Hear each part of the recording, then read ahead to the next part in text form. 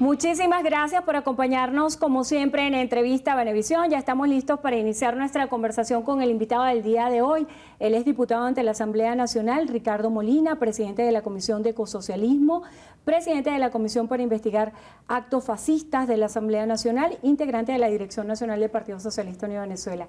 Gracias por estar con nosotros en Entrevista a Venevisión. Gracias a ustedes por la invitación. Me gustaría que comenzáramos a hablar acerca de la posición de Venezuela en escenarios internacionales. Recientemente no fue convocada a la Cumbre de las Américas. Hay una controversia en torno a la solicitud que hace el presidente de México, Andrés Manuel López Obrador, de que inviten a Venezuela, así como a los mandatarios de Nicaragua y Cuba, para poder participar en este evento internacional.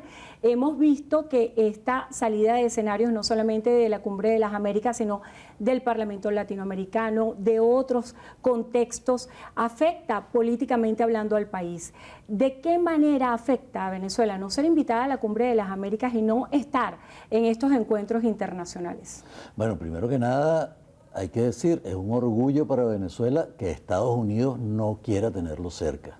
Es el reflejo de que desde Venezuela estamos actuando soberanamente, estamos decidiendo nuestro futuro y no estamos siguiendo lineamientos de ningún gobierno extranjero. Es una, como decimos popularmente, una raya para el gobierno estadounidense porque una vez más muestra su sectarismo, su manifestación de querer seguir dominando escenarios en los que cada vez pierde más fuerza. Antes era a Cuba solamente la que no invitaban, a la que excluían. Ahora han tenido que excluir más.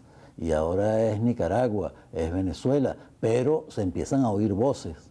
La posición valiente del presidente de México lo refleja, de cómo es que una cumbre de las Américas, Estados Unidos se pretende darse el lujo de excluir a países americanos. Ahí creo va a quedar muy mal parado Estados Unidos y van a quedar fortalecidos los países que ellos dicen no invitar, porque refleja que son países que no son genuflexos, que no se pliegan a los mandatos de un imperialismo cada vez más debilitado y que mantienen su posición firme de soberanía y de autodeterminación. Diputado, pero resulta contradictorio ver que el gobierno ha intentado de alguna manera reanudar relaciones con Estados Unidos y ver estas señales. Y también precisamente el presidente de México, Andrés Manuel López Obrador, ha sido un señalamiento de que había avances en este sentido. ¿Hay avances? ¿No hay avances? El tema de petróleo y lo que está sucediendo entre Rusia y Ucrania y ese nuevo escenario en el mercado internacional en el petróleo, ¿de qué manera está siendo abordado en atención a la defensa de los recursos estratégicos y de la economía del país, separando lo político? Bueno, fíjate, primero que nada, no es que el presidente Maduro estaba rogando por hablar con el gobierno estadounidense. Fue el gobierno estadounidense el que mandó una comisión a Venezuela a hablar con el presidente legítimo, constitucional, electo por el pueblo, Nicolás Maduro.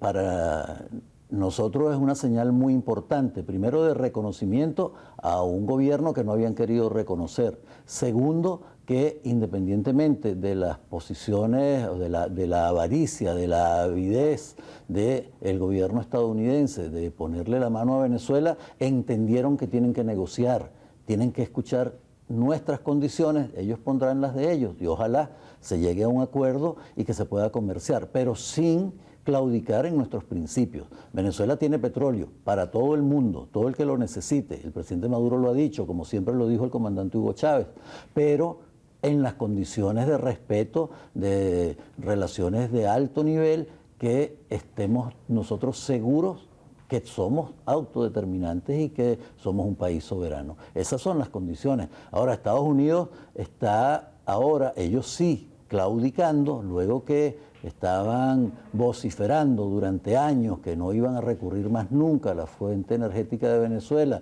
mientras el gobierno revolucionario estuviera al frente, ellos han claudicado y han dado señales de que nos necesitan, más que nosotros a ellos. Estados Unidos se debilita, Venezuela se fortalece. Hablando de lo que sucede en Rusia y Ucrania, ¿cómo han afectado esta cadena de sanciones sobre Rusia que los dejan fuera del mercado internacional bancariamente hablando? Sobre todo comprendiendo que muchas de las triangulaciones económicas que se hacían en el país se hacían a través de Rusia y es un aliado estratégico fundamental para Venezuela. ¿De qué manera hoy se está viviendo en lo interno esas sanciones a Rusia? Mira, esa reacción arrogante de los Estados Unidos respecto a Rusia, que es la misma que ha mantenido contra Venezuela, contra Nicaragua, contra Cuba, contra Bolivia, contra Corea, contra Vietnam, contra todos los países que han querido dominar y no han podido, lo que está reflejando es una señal tremenda de debilidad. Está surgiendo, gracias a esas circunstancias, un nuevo escenario económico mundial. El famoso SWIFT, que dominaba todo el sistema de transacciones financieras en el mundo, hoy ya no es el único. Y todo lo contrario, incluso aliados de Estados Unidos ven con agrado que surja una nueva opción, porque antes tenían el monopolio mundial de las transacciones financieras, ahora Rusia, China, India, todos los países que tienen, digamos, economías emergentes importantes, están dejando de depender y abriendo puertas para que otros dejemos de depender de la hegemonía financiera de Estados Unidos. El caso de Ucrania ha permitido que se abra nuevos caminos y nuevamente nosotros estamos viendo, la historia es tosuda, estamos viendo cómo Rusia asume nuevamente, como lo asumió en los años 40, el papel de salvador. Ahora es que lo estamos entendiendo. En Occidente se había metido la mentira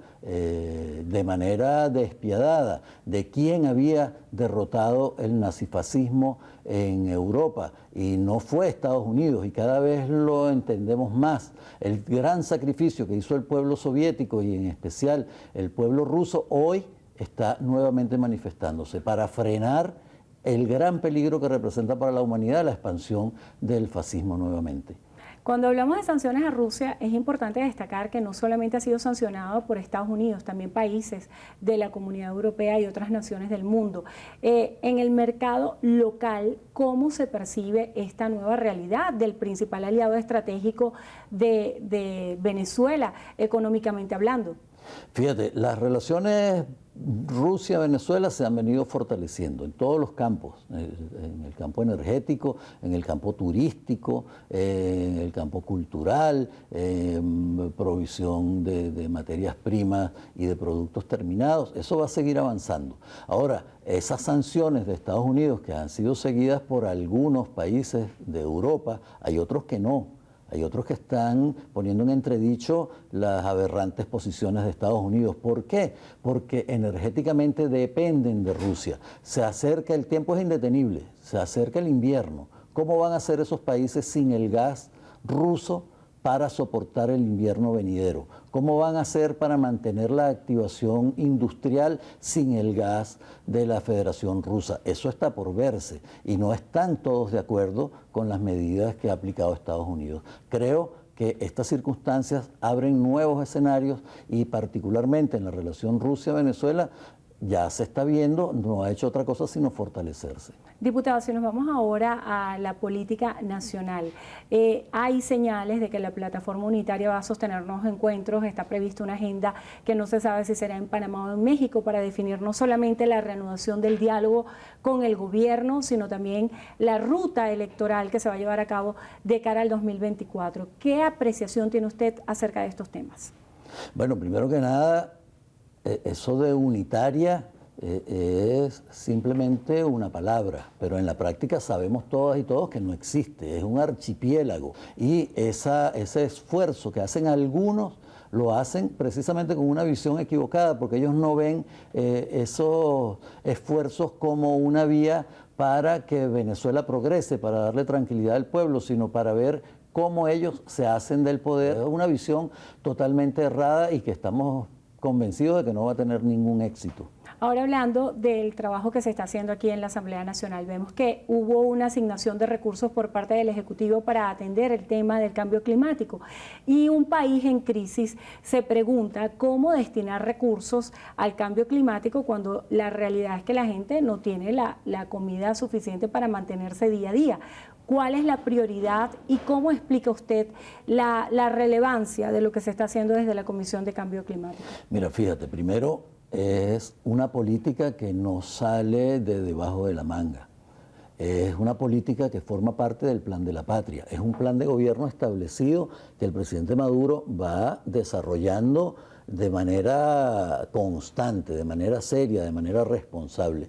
El quinto objetivo histórico del Plan de la Patria habla sobre el rescate del sistema mundo para garantizar la existencia de la humanidad, salvar los derechos de la madre tierra para poder avanzar. En eso es lo que se está desarrollando ahora. Los recursos que se dediquen en el marco del combate, la gestión ante el cambio climático, no es una cosa que no tenga que ver con la vida diaria.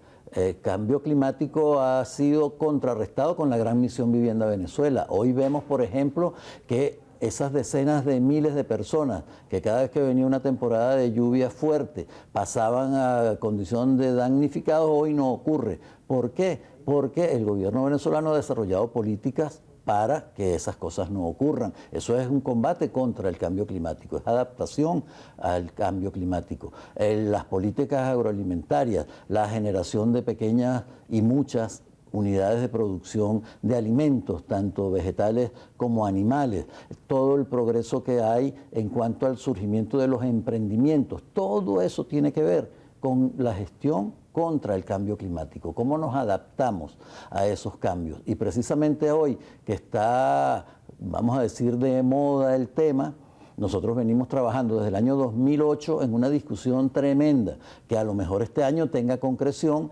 con la aprobación de una ley de gestión contra el cambio climático que se está debatiendo dentro de la Asamblea Nacional y forma parte de la agenda legislativa de este año. ¿Cuál es el espíritu de esa ley y en qué está enfocada? Primero que nada, en la concientización de lo que significa el cambio climático. ¿Qué hacer? ¿Cómo elaborar planes de adaptación, planes de mitigación, planes de corrección ante los daños generados? ¿Cómo podemos reducir la cantidad de emisión de gases de efecto invernadero? ¿Cómo podemos informar y formar en la materia para que todas y todos sepamos? Y ya cada vez más es patente que el tema del cambio climático no afecta a unos y a otros no. Es una afectación mundial y que tiene un efecto directo sobre la cotidianidad. El cambio del sistema de lluvias, por ejemplo, ahora son más cortas y más fuertes. Las sequías ahora son más secas y más largas. Son afectaciones producto del cambio climático que ahora, haciendo conciencia y teniendo los lineamientos para elaborar planes para su gestión, podemos nosotros hacerlo cada vez mejor. Gracias por estar con nosotros en Entrevista a Venevisión. Ricardo Molina, diputado ante la Asamblea Nacional, presidente de la Comisión de Ecosocialismo, presidente de la Comisión para investigar los actos fascistas, integrante de la Dirección Nacional del Partido Socialista Unido de Venezuela. Gracias por estar con nosotros en Entrevista a Venevisión. Y gracias a ustedes también. Hacemos una pausa muy breve y al regreso más de Noticiero Venevisión. Quédense allí que ya venimos.